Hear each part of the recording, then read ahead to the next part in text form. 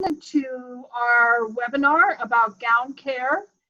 I want to start out and just make a little disclaimer that we have this panel and we understand that everybody has a different point of view of how to take care of gown care, and we wanted to try to put this out there so everybody can kind of hear a broad ideas about taking care of gowns. And I would like to start with introducing everybody. I'm Jane Heflin. I'm the National Bridal Market Director. We also have with us Sally Connett from the Association of Wedding Gown Specialists. We have Kelly Casper from Wedding Gown Preservation, and we have Tammy from Great Lakes Wedding Gown Specialists. So we're going to kind of do a round table discussion. I'm going to have some topics we're going to talk about. I also wanted to remind everybody that we did change our dates and postponed August into October, and we will have those secure dates posted on our website and give you updates. So please check back several times to see news that we have. Again, we are at the behest of the governor and the mayor in the great state of Chicago. So welcome everybody to our webinar, and let's start with retail operations. And I'm just going to go around, and Tammy, I'm going to ask you first, and then everybody can comment on this. What are some of the changes that these companies' retail clients have implemented in their appointment process to maximize the sanitation of the boutique and social distancing? So what are you hearing from your retailers that you're talking to, Tammy? So I hear a lot of mask wearing, which I think is really important. We're doing that here in our studio. Hygiene in the boutiques, washing hands when you come into that, washing hands maybe before trying on, after trying on, and definitely limiting the number of people who come to appointments with brides is, I think, the three big things we're hearing most people doing. Great. Kelly, what about you? Pretty much the same. Also, I have shops that space their appointments so that there's a significant amount of time in between brides to give a chance to do some more cleaning in between appointments. Okay, Kelly, what are your stores telling you? Similar things. I've heard that stores are making sure that their credit card machines are wiped down so that, you know, germs in between. Also, if they're signing contracts for gowns or any paperwork and they're using a store pen, wiping down pens, doorknobs, hangers, just making sure they're spacing their appointments out, wearing masks if they're helping brides try on gowns, because it limits the mask help. And then having hand sanitizer close by, so in between try-ons, they can continually keep their hands clean if they're touching faces inadvertently or things like that. Okay, on the last webinar we did, we had a lot of questions about taking care of furniture and drapes and dressing room drapes. Can any of you offer ideas or comments about how often or what your suggestions are? Because some people have fabric couches or leather couches, and what you would recommend on keeping these items clean. Well, certainly there are sprays that you can purchase for furniture and things like that to sanitize. There's also a great machine called the, let me look at it here. I just got the information from Jane Zellers recently. Urban Outfitters as well as Rent the One Way are using the Odorox hydroxyl machines, and those machines will kill the virus within a space. So they have different machines based that you can use based on the square footage you have. They have a 500 square foot machine that you could use for, say, like if you had a room set aside for just your dresses. They have a 1,500 square foot one if you wanted to put it in your like try-on area. And that Odorox machine will kill the virus because the virus is an influenza A strain, and it's known to kill the virus. So it's something that they have running all the time? They can either have it running all the time, or they could turn it on in the evening. Say when they leave, let it run through the night, and then turn it off when they come in the morning. It's a machine that's designed for that. Actually, a lot of hospitals use it to disinfect equipment and things.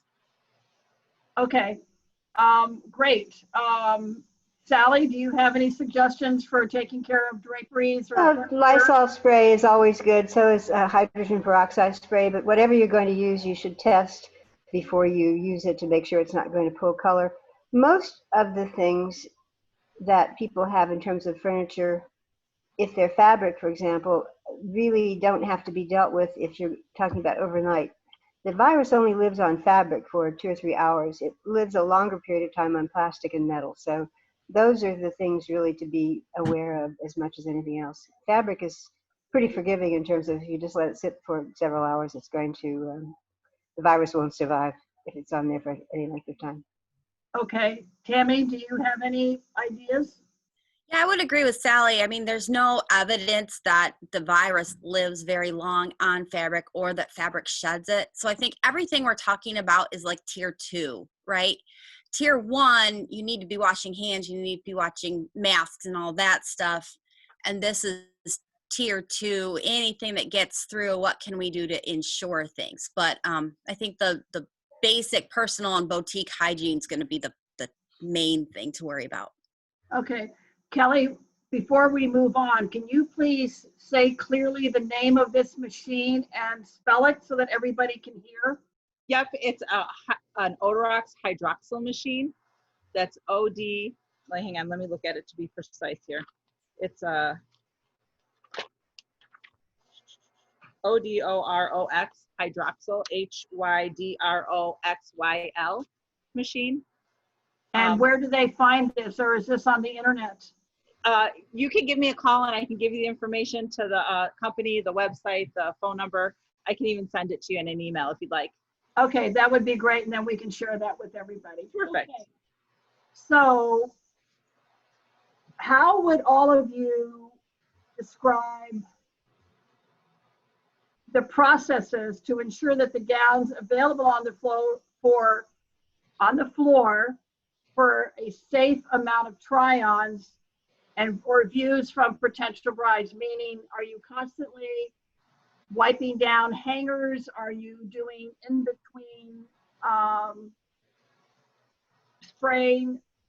And what about this? What about stores that don't keep their full display on the floor? Is one option preferable over the other? So I'm going to start with you, Kelly, about how to do gown care in between try-ons.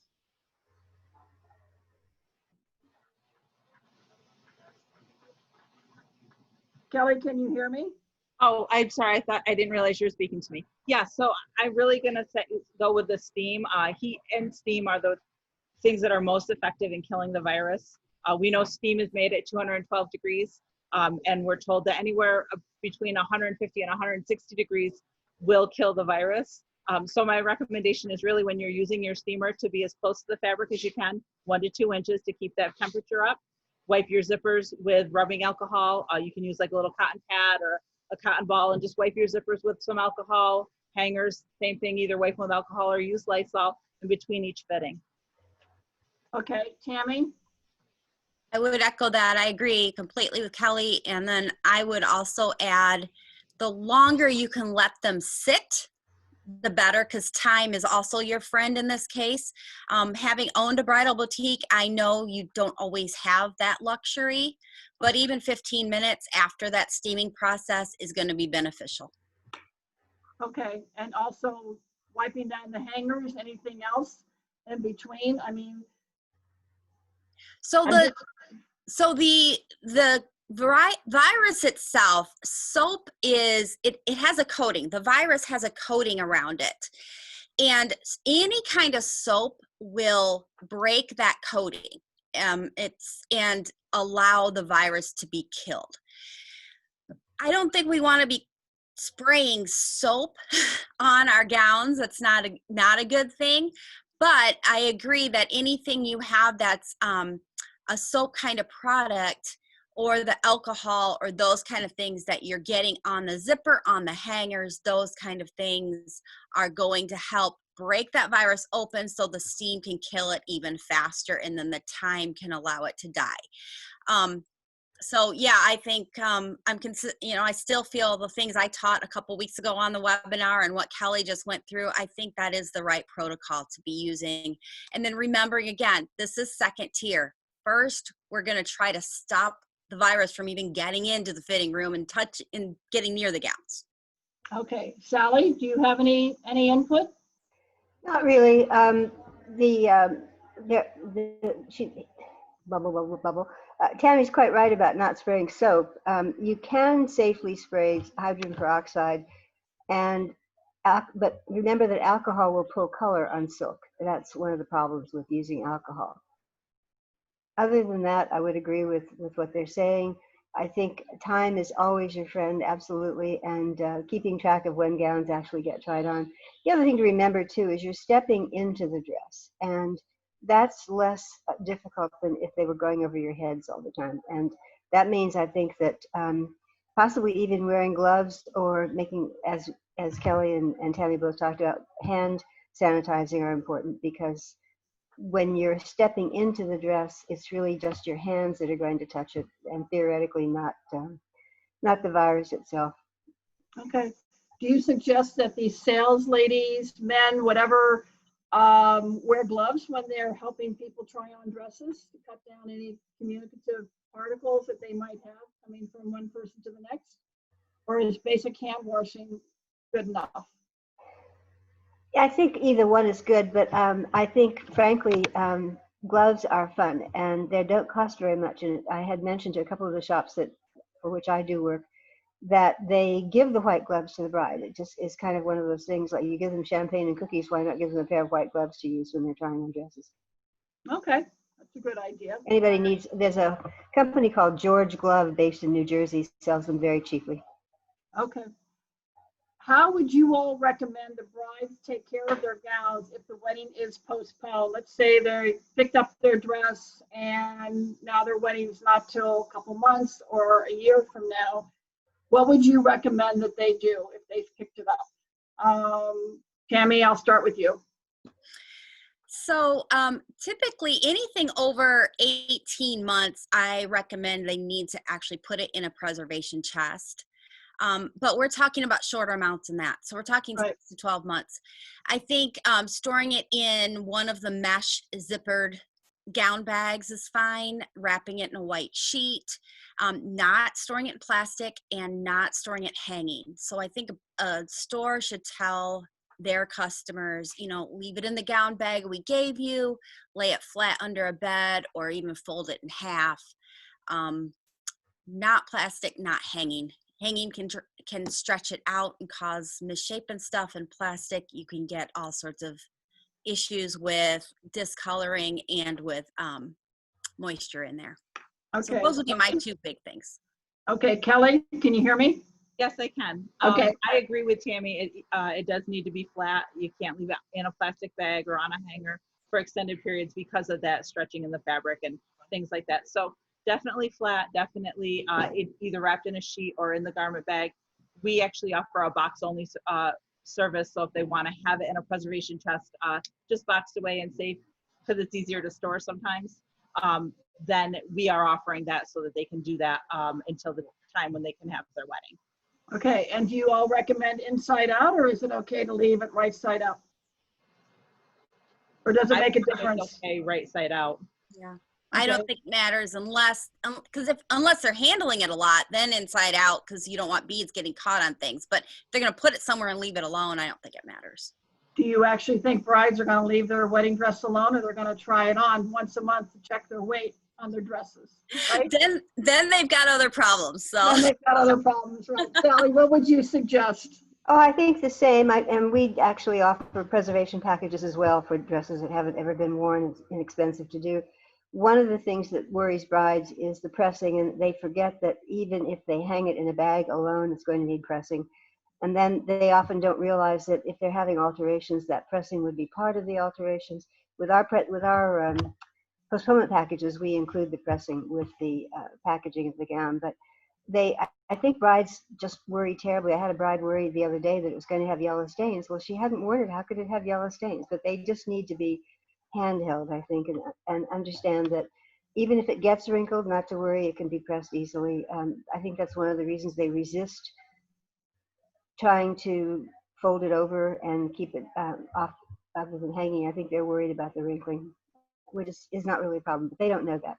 Yeah. We forget that brides don't have the same utensils, tools, whatever you want to call them, available to them, and this is their first dress ever. They're not like us. They don't realize that dresses are pretty tough when it comes down to it. Right. And also to remind the brides not to wear makeup or spray perfume while they're trying on the dress, For sure. you know, because you put that down and those products will affect the fabric and discolor if you leave it on there. So I think if the stores could make up a cheat sheet of what not to do or what to do, I think it would help the brides when they pick it up. And also to protect them, that they really thoroughly look that dress over, because once they take it home, they can always come back and say, well, this happened or this was on part of the dress. So that's something else I think people should protect themselves at the store level to the brides. Okay, what must stores implement in their routine, in their marketing, to let brides and customers know that they are safe? Now, I'm sure all the stores have thought about this, but what are some things that you all may have thought of that they might not have thought of that they could add to their list of precautions that they're taking? Kelly, I'll start with you. I think it's, if I heard you correctly, you're asking what stores can do to let their customers know they're safe. Right. Okay, so I think Yes. a lot of it is perception. A person's perception is their reality. And just letting them know that you are addressing their concerns and that you're aware of the situation, letting them see you're wearing masks, washing hands, having up the signs that say you're practicing social distancing, maybe even the floor labels that say, please stand 6 feet apart, things like that, signs that say wear your mask, having hand sanitizer readily available, all those things that we're all looking for when we go into a store or into a business that's to be safe. Those are the most important things. You can get signs online, you can order them from Wawak, you can find them on Amazon, wherever you find them, something that matches. You can even get ones that you design yourself with your own logos. So I think those are the things that are important, is just letting your customers know that you're aware, setting out those reminders. Okay. Tammy? Yeah, I completely agree. And I would add to that, along with the perception issue, is making sure your sample gowns are clean. You know, they're easy.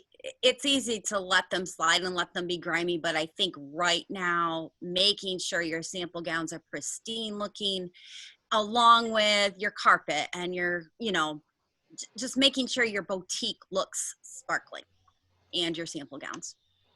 Okay, Sally, do you have any suggestions? I would add to that, you know, Kelly gave a pretty exhaustive answer. I would add to that, printing all the precautions that you're taking and what you expect them to do, so that they have it in black and white in their hands.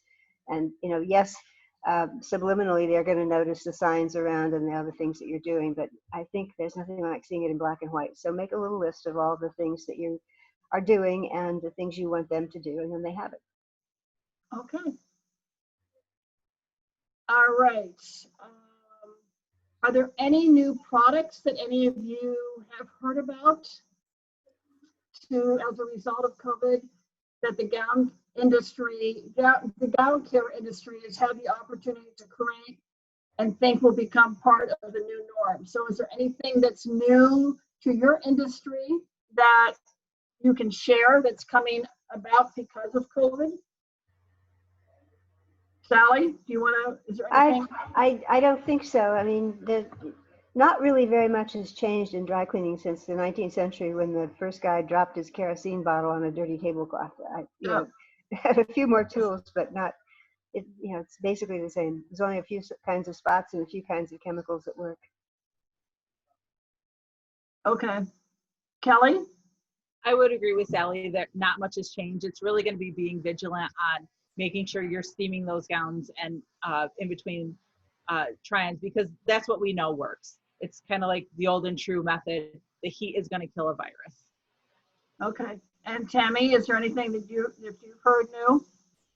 I think we knew what to do when this hit, as far as how to clean how to clean gowns and how to clean clothing. I think the new stuff that's coming out are maybe new ways to package that and to have the boutiques sell those services to the brides. So, we're doing a lot of cleaning of sample gowns because, everything right now is so compressed and this whole bridal season is weird. It's just not following any timetables or anything. So we're cleaning a lot of sample gowns that, someone decided, oh, I'm getting married next month. So creating packages maybe is a great thing boutiques can do, and that we're trying to help them with, to sell to their brides, to say, hey, we'll take care of getting this clean. We'll take care of getting it pressed. You don't have to go find someone to do it for you.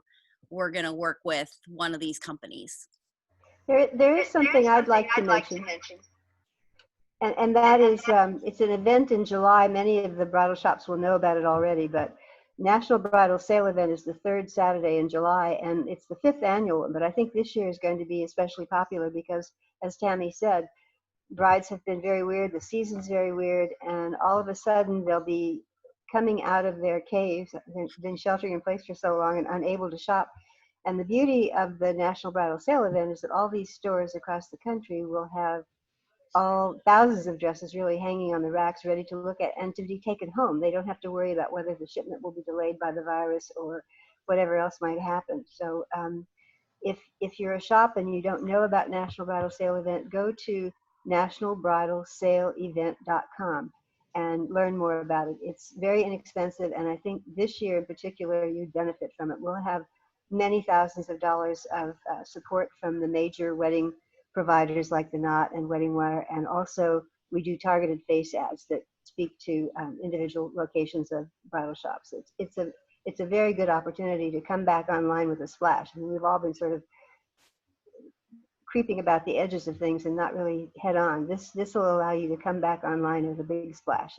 What could be better than an event in July that celebrates all of you? Yep, very good. We did have a question about cleaning. What is the best way to clean your samples? Kelly, you want to start? Again, it's going to just do in between fittings. It's going to be your steam and the heat. If it's something that needs an actual cleaning, it's going to be to send it off to one of the specialists, whatever company you use. We all know what we're doing and are very good at it. So certainly if it's something that needs a full cleaning, that would be the way to go. If it's just in between your customers coming in, it's going to be the steam. I also noticed that there was a question about the price on the Odorex machine, right? Based on size. I think the starting price is $800 and it goes on up. There's also a machine you can rent for $500 if you just want to try it. So that would be my thought on that. Okay. I think the question about how to clean your samples was in a general question of cleaning the samples before you need to sell them, not in between, trying on. So Got it. Again, it's going to vary based on the gown. Some you may be able to clean yourself depending on the embellishments and the fabrics. Others you may need to send it to your preservation company for clean only. Okay. All right. Tammy, any clues or ideas? Same thing? Yeah, it's really going to depend on the fabric, and if you've been in this business a long time and you know your fabrics, it's probably something you can do. If you're asking the question and being a little like, I don't know, then you're safer to send it to somebody like one of us who knows what they're doing. Okay. It's white fabric, so but if it's silk, versus if it's poly versus what your bride got on it, all those things need to be addressed a little differently. Okay.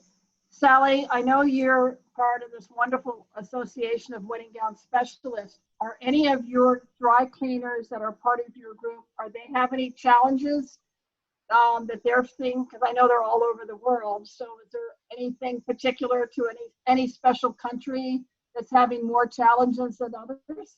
I think Australia is taking the most aggressive stance of anybody, much more so than, and New Zealand, rather than the US and other places. They really are not allowing anyone to travel or to come in, period. And in fact, we have an annual meeting of our members in February of each year, And our Australian members have said, don't look for us. You know, we may still be here 3 years from now. They won't let us out.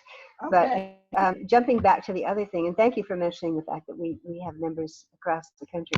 But the one thing, jumping back, Tammy's on point. You really need to worry about what the fabric is. If it's poly, you can drive a truck over poly and it's okay. But if it's silk, you really have to worry about it. And I see a question was what to do to remove an oil solution from chiffon. And once again, it will depend upon whether it's silk or not. I find Tide sticks are very useful, and even on silk, you can get away sometimes with a Tide stick, and that should do it. But oil is tricky. There's also something called a Janie stick, which is it's basically compressed Fuller's Earth. You can find those online, or someone can email me, I can get you one. But those things are very good for oil stains. It's much like putting baking soda on it. It would absorb it and be safe on silk as opposed to poly. Okay, great. Kelly, what are you holding up? Can you see that? Are you holding up a pamphlet? Oh, no, I'm just holding my clipboard to make my notes. Okay. All right. And are there any other stains? Lipstick, would that be an oil stain also? Would you consider that an oil-based stain that would get on a dress with the same? I'm sorry, I can't hear you. I'm talking right into this mic. This is amazing. Do you consider lipstick or makeup that has certain types of chemicals in it? Is there any kind of special cleaning solution to help get these types of stains out? Well, it really varies on fabric. Certain things you can use on silks that you can't use on poly or vice versa. I would always test in an area that's not visible first. But I find that Clear Dawn dish soap works great on anything that's oil-based, and most lipsticks are. Okay. I would In a real second. pinch, you can try cigarette lighter fluid. It sounds terrible, but it does work. And I'm talking about somebody who, you know, is attacking this problem themselves. Obviously, I wouldn't recommend that for professional use, but it's remarkable what cigarette lighter fluid can do. It's a really good degreaser, and the most useful thing about it is it evaporates very quickly. The problem with dealing with stains on silk is whatever you use on the silk often leaves a ring. So there used to be something wonderful that's no longer made that just never did leave a ring, but now it's harder to find something like that. Is it Tammy, is it evergreen? Kelly, is it evergreen? What is that? Pickrin is the one that is evaporative. That's what we would use here. Yeah, but there's one that's more widely available in consumer, and I try to think what it is. It's not evergreen, is it? What was that? Everbloom. Everbloom, yeah. BLUM.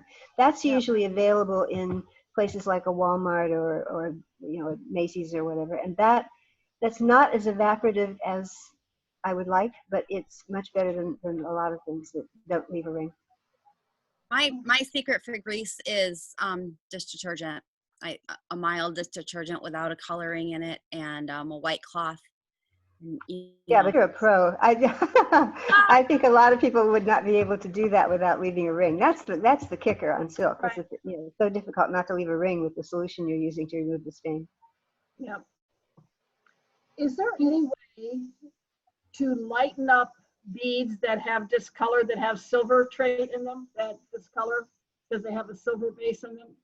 Is there any trick to lightening them? No, unfortunately, that's a manufacturing thing, and that's not something that we can reverse. Okay. All right. All right. So anybody that's signed on to this, if you'd like to send in your questions to our panel, now would be the time to do it. And if anybody's wondering, the mannequins behind Tammy are from Hobby Lobby from several years ago. There's also several companies that you can find online that make some beautiful stretch knit mannequin covers that have become very popular to change out in your windows for displays that are just really cute. So let me see if there's one more question, or did we answer? Jane, I just wanted to point out really quick, I just pulled off our floor. These are the signs that we are using, and a lot of people can order. You can get them from Wawak, like I mentioned, or online.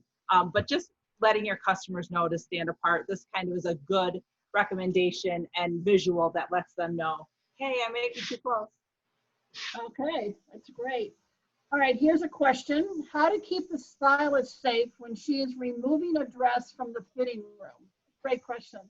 A dress that the bride just tried on. Is the consultant also at risk when she's taking off these dresses back and forth from a bride? We are wearing Interesting. masks. Yeah, they may wearing a mask, but she should probably be. If you're worried about touching it, Tammy, wouldn't she be using hand sanitizer in between? The other, wouldn't look very nice, but the other practical thing would be to have a bag with you and/or a sheet and wrap it totally around the dress as you're carrying it around. Then you can deal with the issue of whether there could be any virus on it later. And they could actually make up a muslin cover that you could just wrap around the dresses as you're moving them in and out of the dressing rooms. Probably. Exactly. Okay. Kelly, do you have any input? I was just going to mention that the CDC website says when you're cleaning garments that have been exposed to possibly COVID-19, to just not move them around as much as possible. Don't shake them around. Don't, flip them around. So I would recommend wrapping it, maybe using gloves as you're moving it, getting it steamed as quickly as possible. Okay. All right. Let's go around and see if any of you have anything that you would like to comment on or share with people that are on the webinar. Tammy, I'll let you go first. Yeah, I think that the most important, I've said this before, so at the risk of sounding really repetitive, I think it's just important to remember that making your customers feel comfortable in your boutique, still giving them a fabulous experience and making them feel like special brides they are, especially when everything's going so weird right now, is the most important. That customer service has to be there. That perception that your boutique is clean and ready and happy, and you're inviting them in rather than, oh, you have to do this and this and this and this, and I'm gonna, all these restrictions. I think there's got to be a way to work with your team and make sure your brides are still feeling welcomed to come in, and remembering that everything we're talking about now is really secondary to good hygiene, keeping your boutique clean, wearing masks, and those kind of things. And then, disinfecting gowns and hangers and stuff is really your second level of protection after you've done all those things that the CDC and your state and your local people are saying needs to be done for your area. Okay. Kelly, do you have any things you'd like to share? Well, I just want to, first of all, thank you, Jane, for having us all here today, and Chicago Market for putting this together so that we could share this information and answer questions and be as helpful as we can to everyone. So I appreciate that. Thank you. And really, it is that perception. So just making sure we're cleaning up, making sure we're taking those extra precautions for our brides, for our staff, things like that are the things that are important. Okay, Sally? Well, I think Tammy's right about trying to help the brides have a memorable experience. Possibly something that people could add to their things to speak to the bride about. I know that they're limiting the people that attend with the bride in the store to the mother or one other friend, possibly suggesting to the brides that they set up in advance an arrangement so that they can include the friends that they would like to have brought with them digitally. And that way they can all sort of get in on the fun of the action without actually having to put up with the whole posse. In one way, I think that that COVID is doing the shops a favor. I think lots of shops were fed up with having 8 and 10 people come in with the brides at a time when they're shopping, and now they're limited to one, understandably. But they can also expand that group of people that have the fun of shopping with them if they do it digitally. Mm-hmm. Great idea to do maybe a Zoom call while they're actually trying on everything. All right, we have another question. Do you think adding a tulle garment bag or a mesh bag to the display dresses when clients are dress browsing can help reduce the risk? Instead of getting them out of a plastic bag, if maybe they put plastic bags now on everything, that perhaps a tulle or a mesh bag covering might serve its purpose. You Any can't really thoughts? see through tulle or mesh. It's a great idea, but I think if they're going to do that, they need to have the heavy transparent plastic as opposed to tulle or mesh because you can't see through the others. But then on the downside of that is that the virus lives longer on plastic than it does on fabric. So Right, it's right. kind of 6 of one and half a dozen of the other. Yeah, I know that Carafino has a wonderful variety of mesh, very sheer mesh dress bags that you can put over, and we'll add that to the list of possible items if the stores are interested about that. Kelly, do you have any idea about this? The only thing I would add to that was it makes another thing that you need to make sure you're cleaning if your bride is having contact with. So if you are putting them in bags and the bride is touching that bag, that's another thing that you're going to need to make sure you sanitize Okay, in between. all right, Tammy? I think now may just be a great time for boutiques to limit browsing and just, the consultants know what they're doing. Let's sit down. Let's find out what the bride wants. Let's see what she's been trying on and what looks good, and let the consultants do the handling of the gowns and minimize people going through racks. Okay. And what about stores that are sending dresses if they do a virtual consulting and they then ship the dresses to the bride? What should be the protocol once they get those dresses back into the store? Is steaming just all they need to do, or is there any other precaution that you would suggest? Sally? I suggested to the brides who talked to me about that they simply make a notation of when the box arrives, find out when it was shipped, or be aware of when it was shipped. And if it takes a day to get to you, you don't have to worry about the fabric. It would only be a question of worrying about the zippers or anything plastic that might get touched. Okay. Then by the same token, when they're shipping them out, just tell the bride to let the box sit for an hour or two before she opens it, because then the delivery person's possible infection won't get to her. But Tammy says, time is your friend, and unless you absolutely have to get it right back on the rack, it's so much easier to just let it sit for a couple of hours until the virus is gone. All right. Kelly? Nope, I agree with Sally. She's correct. Yep. Okay. Tammy, any input on getting these dresses back? Yeah, I think time, and I think coronavirus is going to be your least of concerns if you're shipping gowns out and back, and just checking them for body odor and stains and other issues would concern me even more than coronavirus. Yeah.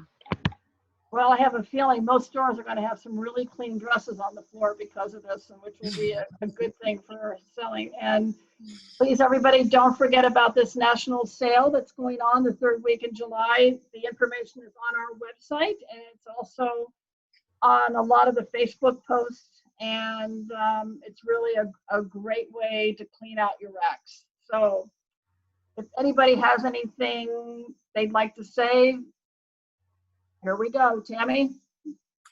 Just thank you. Thanks for letting us talk about these things that we love to talk about. Okay. Kelly?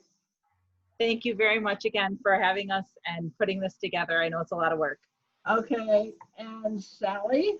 Well, I second all of those thoughts, but I also would ask shops that do decide to participate in the sale to touch base with their manufacturers. Some of the manufacturers are going to give specials to stores. For example, Maury Lee is going to give 40% off on discontinued dresses during the sale. So if you're a Maury Lee person, you should check into that. And different manufacturers are doing different things to support the shops. It works in their favor. Once the shops sell dresses, they have money and they can pay their bills, and then they can buy new dresses. So Right.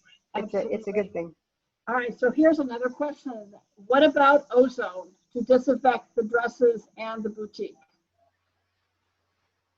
Ozone is something that used to be used by dry cleaners previously. A lot of them now are leaning more towards the hydroxyl and the hydroxyl machines. Ozone can break down rubbers and spandex and animal fibers and things. So more and more people are using the hydroxyl machines. Okay. Tammy? Same? Yeah, definitely the same about ozone. And I just think, I think some of this, the expense that it might cost in money and time is not necessary if you follow the other protocols we've been discussing. Okay. Sally? Yeah, I think more of ozone more in terms of smell, but again, time is your friend. Unless you absolutely have to put it back up on the rack right away, I think you're better off letting the dress just sit there and let the virus go away. I think it's a great thing we don't glue on appliques and sequins and beads anymore with all the alcohol and lighter fluid. I think And don't smoke. picking up the Right. sequins and the pearls off the floor more than we would like to. Okay, what about LED lights for disinfecting gowns? I don't think it's a LED UV lights light. do anything. I thought we talked I mean, I briefly think about they meant ultraviolet. I think they meant UV. What about UV lights? Anybody have any input? My husband's company that he works for is actually one of the leading ones that started looking at UV lights for disinfecting